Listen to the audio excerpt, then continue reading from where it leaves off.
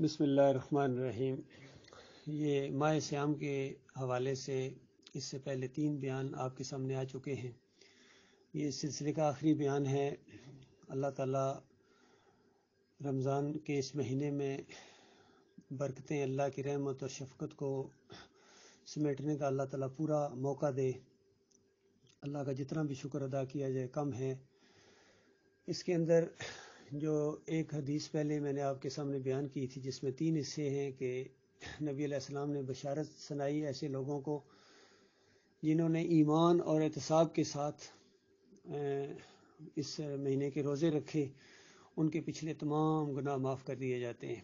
پھر جس نے قیام اللیل کیا، یہ فرض صلات کے علاوہ کی بات ہے، رات کو اس نے یہ نفل پڑھے جس حصے میں بھی، تو ایمان اور احتساب کے ساتھ اس کے پچھلے گناہ معاف کر دیے جاتے ہیں۔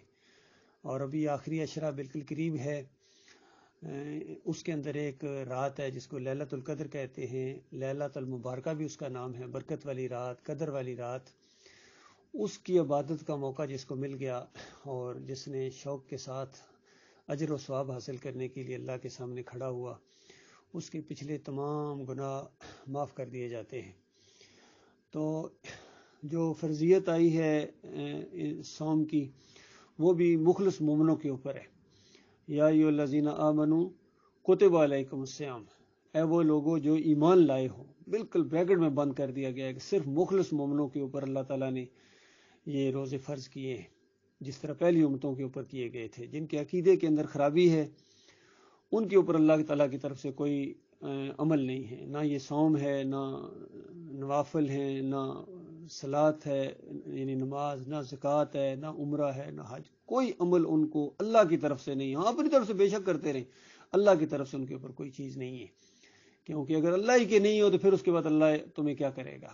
اللہ کے علاوہ اگر کسی اور کو کوئی داتا کہتا ہے، دستگیر کہتا ہے، مشکل کشا، حاجت روا، غریب نواز، واسطے وسیلے، توکل، بھروسہ، رکوع، سجدے، اگر اللہ کے علاوہ کسی اور کی طرف وہ پھیرتا ہے تھوڑی بہت عبادت کا رخ، تو اللہ تعالیٰ غیور رب ہے، وہ ایسوں کی عبادت کو قبول نہیں کرتا ہے۔ اور بتایا سمجھانے کے لیے کہ تم کیا چیز ہو، یہ انبیاء بھی اگر شرک کرتے تو میں ان کا کیا کرا غرق کر دیتا۔ تو اس سلسلے میں یہ جو آخری بیان آج آپ کے سامنے آئے گا، اس میں یہ تراویح کے حوالے سے کچھ باتیں آپ کے سامنے آئیں گی، پھر لیلۃ القدر کے حوالے سے، پھر اعتکاف جو آخری دنوں کے اندر، پھر انفاق فی سبیل اللہ۔ تو اس میں جو تراویح کے حوالے سے کافی باتیں جو لوگوں میں پھیلی ہوئی ہیں، کسی غلط فہمیاں بھی ہیں صحیح سمجھ نہ ہونے کی وجہ سے، اس میں بحث و تکرار بھی کرتے رہتے ہیں، تو بالکل صحیح حدیث کی روشنی میں آپ کے سامنے جو موقع لایا جائے گا، قرآن اور حدیث کی روشنی میں، انشاءاللہ یہ بات سمجھنے میں کافی حد تک آسانی ہو جائے گی۔ لوگوں میں ختم قرآن یعنی ماہ رمضان میں پورا قرآن سننے سے متعلق کچھ غلط فہمی بھی پائی جاتی ہے۔ یہ لوگ اسے لازم سمجھ لیتے ہیں۔ اسی غلط تصور کے تحت تاجر پیشہ اور سہل پسند لوگ جو پورے مہینے میں قیام اللیل کی مشقت برداشت نہیں کر سکتے، کسی حافظ کے پیچھے 3-4 دن میں قرآن پورا ختم کر کے باقی مہینے کے لیے اپنے آپ کو فارغ سمجھتے ہیں۔ اس طرح 3-4 دن میں قرآن ختم کرانے کو شبینہ کا نام دیا جاتا ہے، جس کی خوب تشہیر بھی کی جاتی ہے کہ حافظ فلاں حافظ اور فلاں کے بیٹے، فلاں کے شاگرد اس وقت میں فلاں جگہ شبینہ پڑھائیں گے جی۔ اور اس شبینہ میں ہوتا کیا ہے؟ حافظ صاحب طوفانی رفتار سے ایک ایک رکعت میں آدھا پارہ پڑھ جاتے ہیں، جس میں عام لوگوں کا تو کہنا ہی کیا، خود سامع یعنی جو پیچھے سننے والا ہوتا ہے حافظ، اس کو بھی نہیں پتہ چلتا کہ موصوف کیا پڑھ رہے ہیں۔ یہ جناب قرآن کی یہ آیت بھی پڑھتے ہیں، یعنی اپنی قرأت کے دوران یہ آیت بھی پڑھتے ہیں، وَرَتِّلِ الْقُرْآنَ تَرْتِیلًا، سورہ مزمل کی آیت ہے، کہ جس کا ترجمہ یہ ہے کہ اور قرآن کو ٹھہر ٹھہر کر پڑھو۔ اس آیت کو بھی تیزی سے پڑھ جاتے ہیں، اندازہ لگائیے، یعنی بڑی عجیب بات ہے کہ اس آیت کو بھی تیزی کے ساتھ پڑھتے ہیں، جس کا معنی یہ ہے کہ قرآن کو ٹھہر کے پڑھو۔ یہ ایسی بات ہے کہ جس طرح دنیاوی لحاظ سے جہاں وہ ریڈ سگنل آئے کہ یہاں رکو تو وہاں بندہ ایکسیلیٹر دبا دے، کہ اس کا مطلب وہ یہ سمجھے کہ اور تیز کرو، تو الٹی بات ہو جائے گی بالکل۔ لیکن افسوس کہ نہ پڑھنے والے کو اس کے معنی معلوم اور نہ سننے والے کو، اگر جانتے ہیں تو انہیں نہ تو اس کی اہمیت کا کوئی احساس ہے اور نہ قرآن کی عظمت کا، ورنہ اس طرح حکم ربانی کی بے حرمتی نہ کی جاتی۔ لوگ محض ایک ذمہ داری بھگتانے یا بوجھ اتارنے کے خیال ہی سے جبرن کھڑے رہتے ہیں۔ بہت سے تو بیٹھے رہتے ہیں کہ رکوع میں شامل ہو جائیں گے۔ بعض جگہ تو ایک دو رات میں بھی قرآن ختم کیا جاتا ہے، جس میں حافظ موصوف کی رفتار اور بھی زیادہ تیز ہو جاتی ہے۔ حالانکہ نبی صلی اللہ علیہ وآلہ وسلم نے تو بہت زیادہ قرآن پڑھنے والے صحابی عبداللہ بن عمر بن عاص رضی اللہ تعالیٰ عنہما کو بھی 3 دن سے کم قرآن ختم کرنے کی اجازت نہیں تھی۔ نبی صلی اللہ علیہ وسلم، یہ ایک واقعہ پیش آیا تھا، چونکہ یہ بہت مشہور صحابی تھے عمر بن عاص، بہت زیادہ قرآن پڑھا کرتے تھے۔ تو جب نبی علیہ السلام کے پاس ان کی وہ خبر پہنچی تو پوچھا کس طرح پڑھتے ہو، تو گویا انہوں نے کہا کہ میں بہت زیادہ یعنی روزانہ یا کم از کم قرآن پڑھتا ہوں۔ تو کہا نہیں کم کرو، مہینے میں ایک پڑھ لیا کرو، بس ایک دفعہ مہینے میں کافی ہے۔ تو ان کا نہیں یا رسول اللہ مجھے اور اجازت دی، مجھے میرے میں زیادہ طاقت۔ اب نظر ایک دو دنوں میں جو پڑھنے والے ان کو جب مہینے میں کہا جائے تو ان کو ذرا پریشانی سی ہوئی کہ مہینے بعد اتنا مجھے کم کر دیا کہ یا رسول اللہ مجھے اجازت دیجیے، میں اس سے زیادہ کی طاقت رکھتا ہوں۔ پھر نبی علیہ السلام کم کرتے گئے، یعنی اچھا ٹھیک ہے 15 دن میں پڑھ لیا کرو، پھر جی ہفتے میں پڑھ لیا کرو، پھر آخر میں کہا کہ 3 دن میں، وہ اور چونکہ شوق ان کا بڑھتا گیا۔ تو پھر جب 3 دن کہا نبی علیہ السلام نے تو کہتے ہیں یا رسول اللہ اور مجھے اجازت دیجیے، کتنا شوق تھا ان کو۔ تو نبی علیہ السلام نے کہا نہیں، اس سے کم جس نے پڑھا گویا اس کو قرآن میں سے کچھ بھی نہیں ملا، یہ پابندی لگا دی۔ اور یہی عبداللہ بن عمر بن عاص جب بوڑھے ہو گئے تو یہ کہا کرتے تھے کہ کاش میں نے نبی علیہ السلام کی پہلی والی بات کو پسند کیا ہوتا، اس وقت کو کہ مہینے میں ایک ختم کرتا، گویا علمی چیز ہمارے تک یہ آ گئی، کیونکہ جب بہت بوڑھے ہو گئے ظاہری بات ہے وہ طاقت باقی نہیں رہتی ہے اس طرح پڑھنے کی۔ اور سنت یہ ہے اور اللہ کا پسندیدہ عمل یہ ہے کہ تھوڑا اور مسلسل، کہ ایسا نہ ہو کہ کوئی عمل جوش میں آ کے بندہ تیزی میں کرے اور پھر اس کو چھوڑ دے، یہ چیز اللہ کو پسند نہیں ہے۔ تو یہ چیز بھی سامنے آ گئی۔ تو ان کو 3 دن سے کم کی اجازت ہی نہیں دی نبی علیہ السلام نے۔ تو اس کا مطلب یہ ہوا کہ جو 3 دن سے کم میں پڑھتا ہے یا ایک رات میں پڑھتا ہے وہ یعنی بالکل خلاف سنت کام کرتا ہے۔ نبی صلی اللہ علیہ وسلم ہر رات میں جبریل علیہ السلام کو قرآن سناتے تھے۔ حدیث میں ہے کہ یعنی حدیثوں میں اس طرح کی بات نہیں ہے کہ جن میں 3 دنوں میں آپ نے تراویح پڑھائی، آپ نے مکمل قرآن ختم کیا، یعنی وہ 3 دن جو پڑھائی تراویح نبی علیہ السلام نے جس کو تراویح کہتے ہیں، تو اس میں مکمل قرآن ختم ہونے کا کوئی ذکر نہیں ہے۔ یعنی یہ جو شبینے والے نکالتے ہیں کہ ان کے پاس کوئی دلیل نہیں ہے۔ صحابہ رضی اللہ تعالیٰ بھی قرآن پڑھاتے تھے، اگرچہ ان حدیث میں ان سے بھی ختم قرآن کا کوئی ذکر نہیں ملتا، تاہم یہ امر مستحب ہے کہ پورے رمضان میں قرآن ختم کر لیا جائے۔ جسے مکمل یاد ہو وہ تو انفرادی اور اجتماعی دونوں قیام اللیل کرے، اور جسے یاد نہ ہو تو وہ اس حافظ کے پیچھے کھڑے ہو کر سن لے، اور جتنا قرآن یاد ہو تو وہ انفرادی قیام اللیل میں بھی پڑھے۔ یہ عمل روزانہ کا ہے، پورے مہینے کا ہے، صرف 1-2 دن میں ختم کر کے جان چھڑانے والی بات تو قرآن کریم کے ساتھ مذاق نظر آتا ہے۔ اللہ اپنی پناہ میں رکھے۔ یہ بھی دیکھا گیا ہے کہ حفاظ لوگ 20-25 دن تراویح پڑھا کر ختم قرآن کی تقریب میں بوتلوں میں پانی پر پھونکے مارتے ہیں، جبکہ نبی علیہ السلام نے کسی بھی کھانے کی چیز پر یعنی پھونک مارنے سے منع کیا ہے۔ دیکھیں اسلام کتنا ہائیجینک ہے، کتنا زبردست ہے کہ پھونک مارنے سے آپ کی ساری بات جسم کے جراثیم اندر سارے جاتے ہیں۔ اللہ تعالیٰ کا نظام کتنا مضبوط ہے اور کتنا پرفیکٹ ہے۔ اسی طرح ان مولویوں کو جو ہار اور پھول پہنا کر جوڑے پہنائے جاتے ہیں اور اگلی رات سے وہ یا تو اس کی جگہ کوئی اور صاحب علم طرح کا فوال پڑھاتا ہے تراویحوں میں، تو یعنی قرآن کی آخری 10 صورتوں کے ساتھ چھوٹے چھوٹے قیام کر کے خانہ پوری کی جاتی ہے۔ حالانکہ صورتوں کی تو کوئی قید نہیں، اللہ نے اجازت دی ہے۔ فَقْرَؤْا مَا تَيَسَّرَ مِنَ الْقُرْآنِ سورہ مزمل میں، کہ قرآن میں سے جو تم آسانی سے پڑھ سکو، یعنی یہ ایک اللہ تعالیٰ نے چھوٹ دے دی ہے، کتنا مہربان رب ہے، جتنا آسانی کے ساتھ پڑھ سکو، جس طرح پڑھ سکو، جہاں سے بھی قرآن پڑھو گے، اس میں کوئی ایسی بات نہیں ہے، یہ سارا اللہ کا کلام ہے۔ نبی علیہ السلام نے اماموں کو فرض صلات میں تخفیف یعنی ہلکی صلات پڑھانے کا حکم دیا، لیکن باقی کے لیے بتایا کہ افضل صلات وہ ہے جس میں طویل قیام ہو۔ شب قدر یعنی لیلۃ المبارکہ یا شب قدر جس کا قرآن میں ذکر ہے۔ شب قدر سے متعلق اللہ تعالیٰ نے قرآن مجید میں القدر کے عنوان سے ایک مکمل سورہ نازل کی ہے، جس میں مالک فرماتا ہے انا انزلناہ فی لیلۃ القدر وما ادراک ما لیلۃ القدر لیلۃ القدر خیر من الف شہر تنزل الملائکۃ والروح فیہا باذن ربہم من کل امر سلام حتی مطلع الفجر، کہ ہم نے اس قرآن کو شب قدر میں نازل کیا، اور اے نبی آپ کیا جانیں کہ شب قدر کیا ہے؟ شب قدر 1000 مہینوں سے افضل ہے، جس میں فرشتے اور روح القدس یعنی جبریل علیہ السلام اپنے رب کے حکم سے ہر امر کے ساتھ اترتے ہیں۔ یہ رات طلوع فجر تک سراپا سلامتی ہے۔ اگر ہر مہینے کی 30 راتیں فرض کی جائیں تو 1000 مہینے کی 30,000 راتیں ہوئیں اور 83 سال 4 مہینے ہوئے۔ اس طرح اس ایک رات کی عبادت 30,000 راتوں یا 83 سال 4 مہینوں کی عبادت سے بھی افضل ہے۔ اندازہ کیا جا سکتا ہے کہ وہ رات کس قدر مبارک ہوگی جو 30,000 راتوں یا 83 سال 4 مہینوں سے افضل ہو۔ اس رات کو اللہ تعالیٰ نے لیلۃ القدر کے ساتھ لیلۃ المبارکہ بھی کہا ہے سورہ الدخان میں۔ ترجمہ: حامیم، اس کتاب روشن کی قسم، ہم نے اس کو ایک مبارک رات میں نازل فرمایا، ہم تو بری روش کے انجام سے ڈرانے والے ہیں۔ اسی رات میں ہمارے یہاں سے ہر معاملے کا حکیمانہ فیصلہ صادر کیا جاتا ہے۔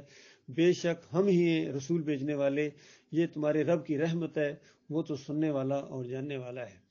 پیچھے بتایا جا چکا ہے کہ قرآن رمضان میں نازل ہوا، اس لیے لیلۃ القدر اور لیلۃ المبارکہ دونوں رمضان کی ہی ایک رات کے نام ہیں۔ حدیث میں وضاحت کی گئی ہے کہ رمضان کے آخری عشرے کی طاق راتوں میں سے ایک رات لیلۃ القدر ہے، لہذا شعبان کی 15ویں شب کو لیلۃ المبارکہ کہنا قرآن و حدیث کے بالکل خلاف ہے۔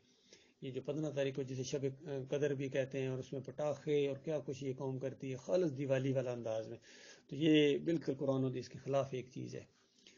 لیلۃ القدر کی فضیلت میں حدیث میں آتا ہے کہ نبی صلی اللہ علیہ وسلم نے فرمایا کہ جس نے ایمان اور احتساب کے ساتھ لیلۃ القدر میں قیام کیا، اس کے پچھلے تمام گناہ معاف کر دیے گئے۔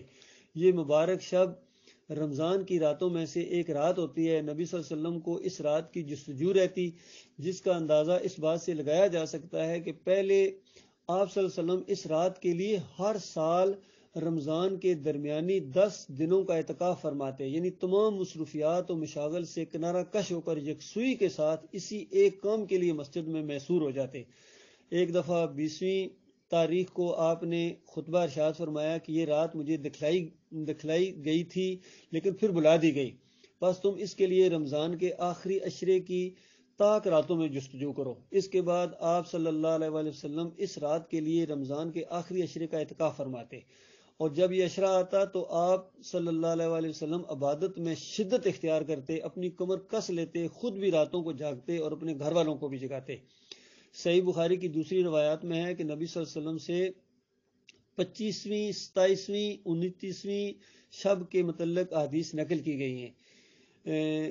اسی طرح مسلم کی ایک روایت میں ہے کہ ان راتوں اور 21ویں شب کے متعلق بھی احادیث سے رسول و آثار صحابہ نقل کیے گئے۔ تاہم نبی علیہ السلام کے آخری عشرے میں عبادت میں زیادتی اور محنت اور پورے عشرے کے اعتکاف کو نظر میں رکھتے ہوئے پورے عشرے کی 10 راتوں اور خاص کر طاق راتوں میں خوب عبادت کی جانی چاہیے، اور کسی ایک رات کو عبادت کے لیے مخصوص نہ کیا جائے، کہ یہی سنت رسول صلی اللہ علیہ وسلم ہے۔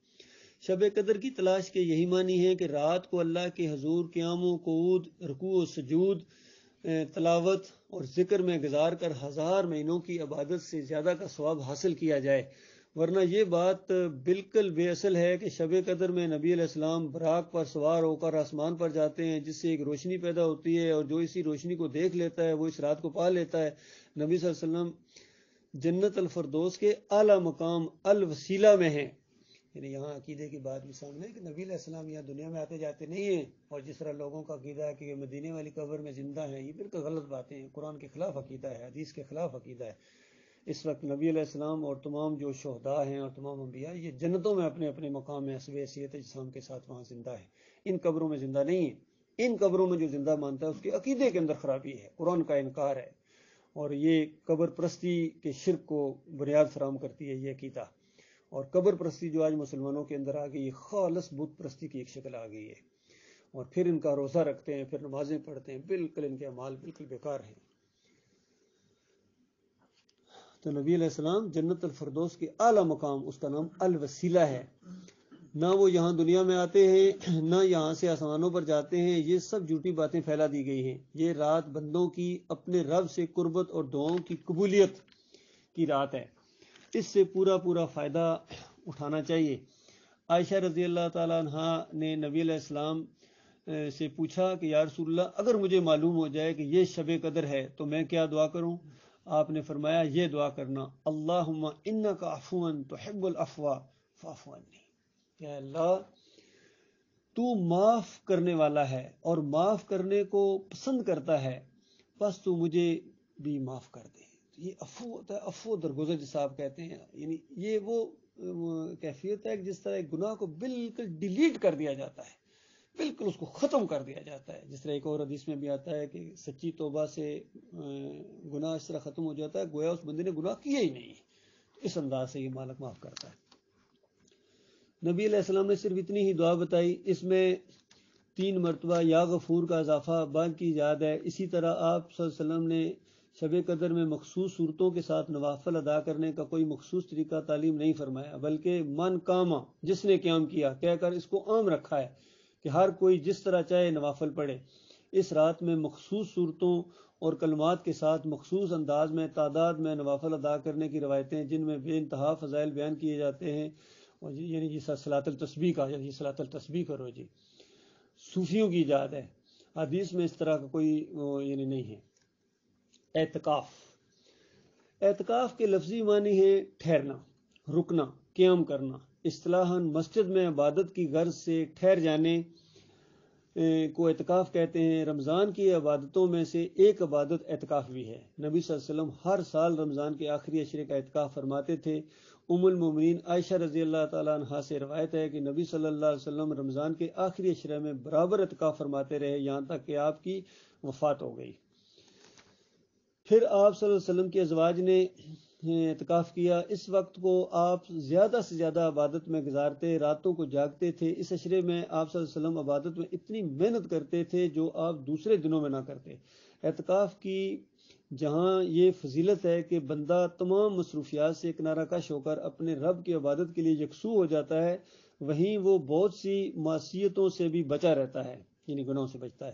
اعتکاف مسجد میں ہوتا ہے۔ اعتکاف کے لیے کپڑے وغیرہ کے خیمے لگائے جانے چاہیے، جس میں بستر بھی بچھایا جا سکتا ہے۔ بعض روایات میں یہ بھی آتا ہے کہ نبی صلی اللہ علیہ وسلم صلاۃ الفجر کے بعد اپنے معتکف یعنی ٹھہرنے کی جگہ میں داخل ہوتے۔ اس سے یہ مطلب نہ لیا جائے کہ اعتکاف کی ابتدا 20ویں روزے کی فجر سے ہوتی ہے۔ بخاری و مسلم کی روایات سے ثابت ہے کہ رسول اللہ صلی اللہ علیہ وسلم نے اپنی وفات تک آخری عشرے ہی میں اعتکاف فرمایا ہے، اور آخری عشرہ تو 21ویں شب سے شروع ہو جاتا ہے۔ لہذا مسنون طریقہ یہی ہے کہ اعتکاف کی ابتدا آخری عشرہ شروع ہونے سے پہلے کی جائے، جو 20ویں روزے کے افطار کے بعد شروع ہو جاتا ہے۔ لہذا 20واں روزہ اعتکاف ہی میں افطار کیا جائے۔ معتکف یعنی اعتکاف کرنے والا بلا ضرورت مسجد سے باہر نہ جائے۔ اگر مسجد میں کھانے پینے یا یعنی یہ جو ضرورت کی وجہ سے کوئی ایسی چیز جس کا بندوبست نہ ہو تو ان کے لیے مسجد سے باہر جایا جا سکتا ہے۔ معتکف سے اس کے رشتہ دار، بیوی وغیرہ ملنے مسجد آ سکتے ہیں، یعنی ضروری کام کے لیے۔ یہ ایسا نہیں کہ کسی رشتہ دار سے کوئی ضروری کام سے بھی کوئی بات کرے گا تو اعتکاف ٹوٹ جائے گا، ایسا نہیں ہے۔ عائشہ رضی اللہ تعالیٰ نے نبی علیہ السلام کا اعتکاف میں سر دھویا کنگھی کی، تو جب سر دھلوایا جا سکتا ہے تو دھویا بھی جا سکتا ہے، اس لیے معتکف بوقت ضرورت اعتکاف کی حالت میں غسل بھی کر سکتا ہے اگر مسجد میں انتظام ہو۔ اگر ضرورت نہ ہو تو اعتکاف کا زیادہ سے زیادہ وقت مقام اعتکاف ہی میں گزارا جائے اور اپنی جگہ سے بغیر ضرورت کے نہ ہٹے۔ ماہ رمضان میں انفاق ہوتا ہے اللہ کے راستے میں مال خرچ کرنا۔ قرآن میں اللہ تعالیٰ نے سچے مومنوں کے جو اوصاف جگہ جگہ بیان کیے ہیں، ان میں ایک یہ بھی ہے کہ وہ اللہ کے دیے ہوئے مال میں سے اللہ کی راہ میں خرچ کرتے ہیں۔ اولاد آدم ایک ماں باپ کی اولاد ہیں، اس لیے ان میں باہم شفقت و محبت ہونا ضروری ہے، بالخصوص مومن بھائیوں میں۔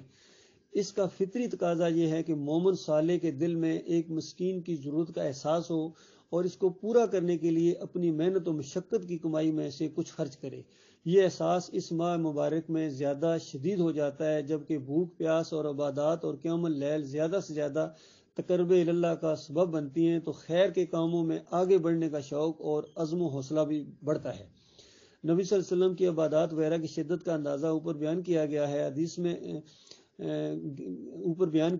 میں ہوتا ہے، اور انفاق اور دیگر خیر کے کاموں میں آپ صلی اللہ علیہ وآلہ وسلم کی تیزی اور تندی کا نقشہ مندرجہ ذیل حدیث پیش کرتی ہے۔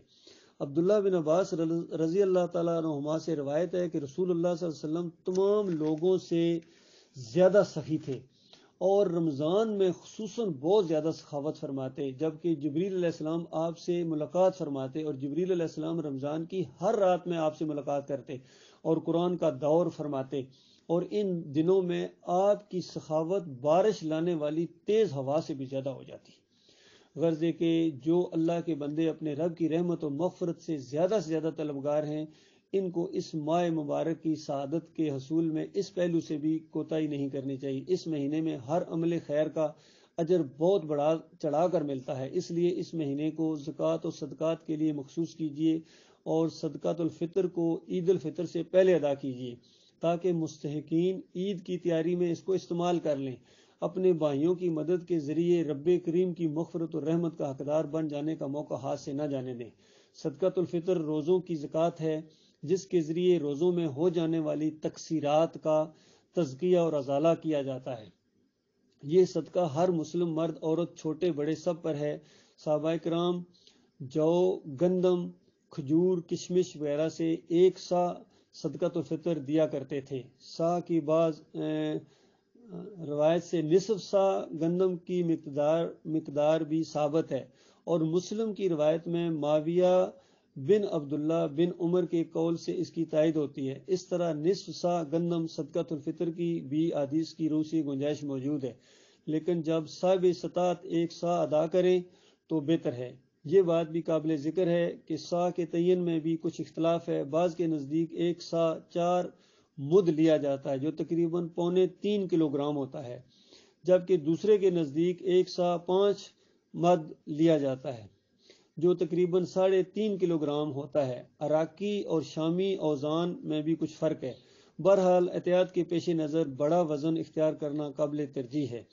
اللہ تعالیٰ سے پرخلوص دعا ہے کہ وہ ہمیں اس ماہ مبارک کی سعادتیں اور برکتیں سمیٹنے، اپنے اخلاق و کردار، سیرت و اطوار کو سنوارنے کی توفیق عطا فرمائے، اور ہمارے اندر اپنے متقی و مومن بندوں کے اوصاف پیدا کرے، اور اس رحمت و برکت کے مہینے کی تربیت سے ہمارے حسن اخلاق اور نیک اعمال کی روش میں مدامت ہو، یعنی اس میں قائم رہیں ہم، آمین۔ یہ کتابچہ ہے جو میں نے پڑھا ہے ماہ سیام کے حوالے سے، اور یہ ترتیب دیا گیا تھا منور سلطان کی طرف سے، اور جس کی حنیف صاحب نے بھی اس کی سیٹنگ کی ہے۔ تو آپ دیکھیے کس طرح شروع میں نے بتایا تھا کہ کتنے ایمان عقیدے پر زور دیا گیا تھا، اور پورے کتابچے میں ہر جگہ ایمان عقیدے پر زور دیا جاتا ہے، اور آخر میں بھی آ کے، لیکن افسوس کے ساتھ میں یہ بات ریکارڈ کر رہا ہوں تاکہ اس کو لوگوں کے لیے ایک عبرت کا معاملہ بن جائے کہ ان دونوں حضرات کے اندر شرک آ گیا ہے، منور سلطان کے اندر بھی اور محمد حنیف کے اندر بھی، اور سجدہ تعظیمی کا شرک انہوں نے ایجاد کیا ہے۔ مومنوں کی اس جماعت کے اندر اس شرک کو انہوں نے شرک آلود خنجر اس کی پیٹھ میں گھونپا ہے، اور اس کے اوپر وہ ڈٹ گئے ہیں۔ حنیف صاحب کے اندر تو 2 شرک اور بھی آ گئے ہیں۔ وہ کہتے ہیں کہ اللہ تعالیٰ اپنی صفت جب چاہے جس کو چاہے دے دے۔ پھر کہتے ہیں اللہ تعالیٰ نے اپنی صفت عیسیٰ علیہ السلام کو بطور معجزہ دے دی، اور پھر اس کے بعد جو بھی مخلص مومن ہیں، جو اس بنیاد کے اوپر کھڑے ہیں، جس بنیاد کے اوپر یہ دعوت اٹھی تھی، ان کو اب یہ بالکل اپنے قریب نہیں بٹکنے دیتے ہیں۔ اور وہ مساجد جہاں سے توحید کی آواز اٹھی تھی، الہکم الہ واحد لا الہ الا هو الرحمن الرحیم، اور جس مساجد سے یہ نظریاتی چیز سامنے لائی گئی تھی کہ دیکھو تمہارے عقیدے اور وہم و گمان کے اندر بھی شرک نہیں ہونا چاہیے، تب تمہارے اعمال اللہ کے یہاں قابل قبول ہیں، اس جماعت کے اندر، ان کی مساجد کے اندر اب خالص توحید نہیں بیان کرنے دیتے ہیں۔ تو یہ ان کی بہت بڑی بدبختی ہے بھائی، لہذا دعا ہونی چاہیے کہ مالک آخری دم تک ایمان خالص کے اوپر قائم رکھے، اور آخری سانس آئے اور ایمان خالص کے ساتھ آئے، پھر اللہ کے ہاں ہر چیز قبول ہوگی۔ لیکن اگر اس سے پہلے بال برابر اگر شرک آ گیا اور شرک والا انداز آ گیا، پھر اس کے اوپر ڈٹ جانے والا انداز اپنی انا کا مسئلہ بنا کے جس طرح انہوں نے بنا لیا ہے، یہ بہت بڑی ان کی بدبختی ہے۔ بہرحال ابھی زندہ ہیں، دعا ہے کہ اللہ تعالیٰ ان کو بھی ایمان خالص کی طرف پھر لوٹنے، اور جو باتیں انہوں نے خود لکھی تھی اس کے اوپر کم از کم عمل کرنے کی توفیق عطا فرمائے۔